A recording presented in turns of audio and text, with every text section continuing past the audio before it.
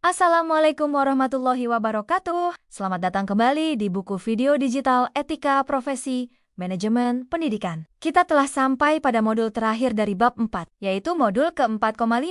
Setelah sebelumnya kita membahas studi kasus mengenai konflik kepentingan, dilema disiplin siswa, serta isu teknologi dan privasi, kini kita akan mengupas jenis dilema lain yang juga sangat relevan dalam praktik kepemimpinan pendidikan, yaitu ketika seorang manajer menghadapi tekanan dari pihak eksternal. Konteks tekanan eksternal dalam manajemen pendidikan. Kita perlu menyadari bahwa sekolah atau institusi pendidikan tidaklah berdiri sendiri seperti menara gading. Ia merupakan bagian dari ekosistem sosial, politik, dan ekonomi yang lebih luas. Oleh karena itu, para manajer pendidikan secara rutin berinteraksi dengan berbagai pihak di luar institusi, mulai dari orang tua siswa, tokoh masyarakat, komunitas sekitar, organisasi profesi, hingga atasan di birokrasi pemerintahan atau pihak yayasan. Interaksi dan kolaborasi dengan pihak eksternal ini tentu penting dan dapat membawa banyak manfaat. Namun, tidak jarang interaksi ini juga membawa tekanan. Pihak eksternal mungkin memiliki agenda, kepentingan, atau permintaan tertentu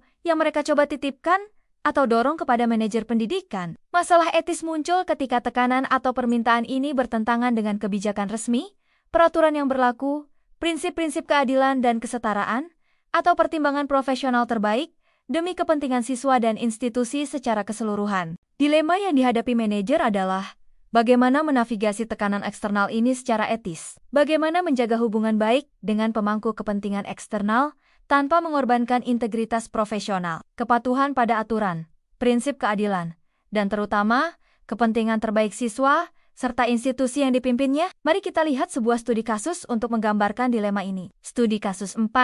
Permintaan titipan siswa dari tokoh berpengaruh. Latar belakang, Bapak Hasan adalah kepala sekolah dasar negeri Maju Jaya. Sekolah ini termasuk SDN unggulan atau favorit di wilayah kecamatannya.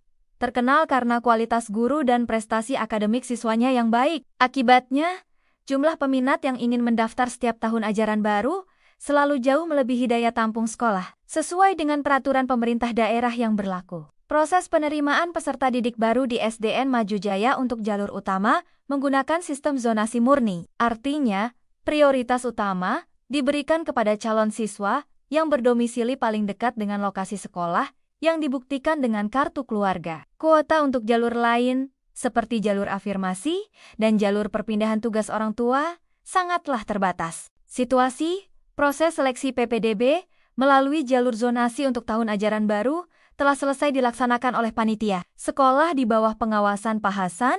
Pengumuman hasil seleksi juga sudah dilakukan secara online dan transparan, sesuai jadwal. Semua kuota yang tersedia untuk jalur zonasi telah terisi penuh oleh calon siswa yang jarak rumahnya terdekat sesuai dengan data pemetaan. Namun, beberapa hari setelah pengumuman, Pak Hasan menerima telepon dan kemudian dikunjungi langsung di kantornya oleh Bapak Santoso. Pak Santoso adalah seorang pengusaha lokal yang cukup disegani di kecamatan tersebut, aktif dalam berbagai kegiatan sosial, dan dikenal luas memiliki hubungan pertemanan yang baik dengan beberapa pejabat kunci di Dinas Pendidikan tingkat kabupaten. Maksud kedatangan Pak Santoso adalah untuk mengungkapkan kekecewaannya karena putranya tidak diterima di SDN Maju Jaya melalui jalur zonasi. Sebab jarak rumah mereka ternyata berada di luar batas jarak terjauh yang diterima tahun ini. Dengan nada yang sopan, namun penuh harap, Pak Santoso meminta tolong kepada Pak Hasan agar putranya bisa dibantu, diselipkan, atau dititipkan agar tetap bisa diterima di SDN Maju Jaya. Pak Santoso tidak secara eksplisit menawarkan imbalan materi. Namun ia berkali-kali menekankan betapa besar keinginan putranya bersekolah di sana, menyinggung kualitas sekolah lain yang menurutnya kurang baik, mengingatkan kontribusi yang pernah ia berikan untuk kegiatan sekolah di masa lalu, dan secara halus menyebut-nyebut kedekatannya dengan Bapak X dan Ibu Y di Dinas Pendidikan. Siapa tahu nanti bisa berguna untuk kelancaran urusan sekolah juga, ujarnya tersenyum. Dilema Bapak Hasan. Pak Hasan berada dalam posisi yang sangat tidak nyaman. Ia tahu persis bahwa memenuhi permintaan Pak Santoso berarti melanggar peraturan daerah tentang PPDB, zonasi yang harus ia tegakkan. Menerima siswa titipan di luar jalur resmi akan sangat tidak adil bagi calon siswa lain yang tidak diterima karena alasan jarak. Dan juga tidak adil bagi siswa yang sudah diterima sesuai aturan, jika nantinya kelas menjadi terlalu penuh. Tindakan ini jelas akan mencederai integritas proses PPDB yang selama ini berusaha ia jaga agar transparan dan akuntabel. Ini juga berpotensi menciptakan preseden buruk untuk tahun-tahun berikutnya. Namun, di sisi lain, menolak permintaan Pak Santoso secara mentah-mentah juga memiliki risiko. Pak Santoso adalah tokoh berpengaruh. Penolakannya bisa merusak hubungan baik antara sekolah dengan tokoh masyarakat penting. Selain itu, meskipun hanya tersirat, ada kekhawatiran bahwa penolakan ini bisa berdampak negatif pada hubungan Pak Hasan atau sekolahnya dengan pihak dinas pendidikan di kemudian hari. Mengingat koneksi yang dimiliki Pak Santoso, Pak Hasan merasa dilema antara kewajiban menegakkan aturan, keadilan, dan integritas versus kekhawatiran pragmatis akan potensi konsekuensi negatif personal maupun institusional jika ia menyinggung perasaan orang yang kuat. Ini adalah ujian bagi keberanian moralnya. Mari kita analisis kasus Bapak Hasan. Identifikasi isu etis utama, konflik. Sentralnya adalah antara kepatuhan pada aturan atau kebijakan dan keadilan prosedural, keadilan distributif, dan kesetaraan kesempatan, integritas profesional dan institusional, melawan tekanan eksternal dari pihak berpengaruh, dan kekhawatiran akan konsekuensi negatif. Ini juga menguji keberanian moral Pak Hasan. Identifikasi fakta-fakta kunci PPDB zona Shimuru ni, kuota penuh. Anak Pak Santoso tidak lolos karena jarak. Pak Santoso tokoh berpengaruh, tambah punya koneksi di dinas. Minta tolong diselipkan. Ada tekanan halus atau implisit. Fakta perlu verifikasi atau asumsi. Seberapa nyata pengaruh Pak Santoso? Adakah celah dalam aturan? Bagaimana sikap internal sekolah? Identifikasi pemangku kepentingan.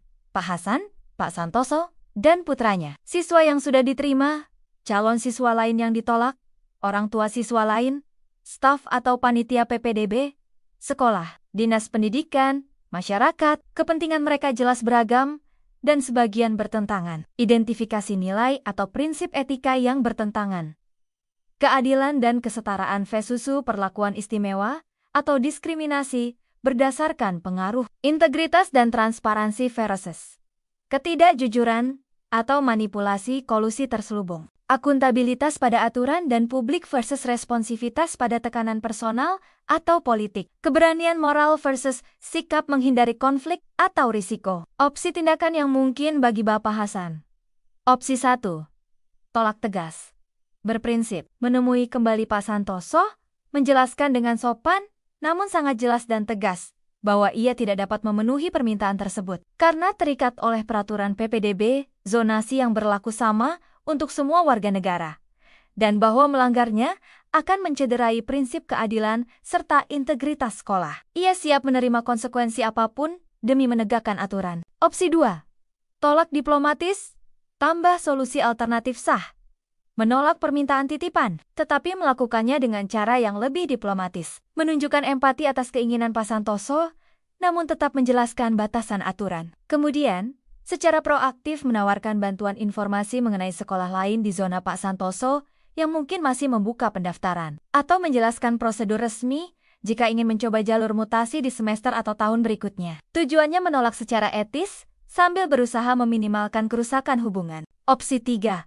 Mencari jalan tengah yang meragukan, mencoba mengakomodir dengan cara yang tampak tidak terlalu melanggar. Misalnya, berjanji akan memprioritaskan putra Pak Santoso jika ada siswa yang mengundurkan diri, atau memaksa menambah 1 kursi di kelas meskipun sudah penuh, dengan alasan diskresi kepala sekolah. Ini adalah wilayah abu-abu yang berbahaya. Opsi 4.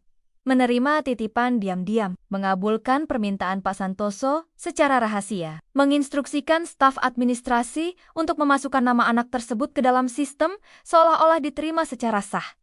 Ini tindakan ilegal dan tidak etis. Opsi 5.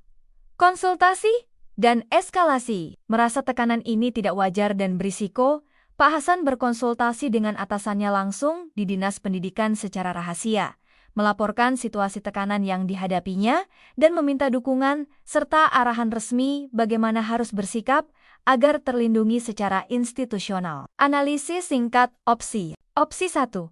Paling menunjukkan integritas dan keberanian moral, menegakkan keadilan secara penuh. Namun, paling tinggi risikonya dalam memicu kemarahan Pak Santoso dan potensi gangguan dari koneksinya. Opsi 2. Upaya yang baik untuk menyeimbangkan ketegasan prinsip dengan menjaga hubungan. Masih menjunjung tinggi etika. Namun, belum tentu berhasil meredakan kekecewaan atau tekanan dari Pak Santoso.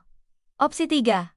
Sangat berisiko, merupakan bentuk kompromi terhadap integritas dan keadilan, membuka celah untuk penyalahgunaan, dan menciptakan preseden buruk. Sulit dipertanggungjawabkan jika terungkap. Opsi 4. Pelanggaran etika dan hukum yang serius, merusak kepercayaan publik secara fundamental jika terbongkar. Opsi 5.